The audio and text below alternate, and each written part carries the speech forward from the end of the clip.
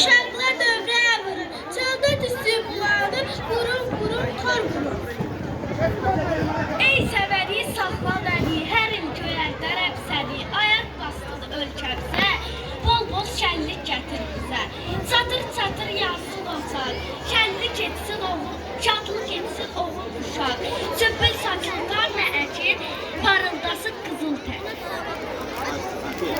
Novruz gəldi yurduma, Novruz gəldi yurduma, hər tərəf gül çiçəkdir. Az sonra keçər kasa meydana gələcəkdir. Hər tərəf işıq saçdı, Novruz gəldi sevindik. Kədər bizdən gen qaçdı, şadyanlığa büründük.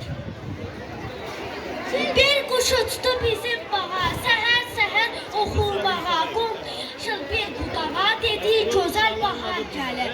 Güneş güldü, qar əridi, yerdən göyə qalxdı buxar.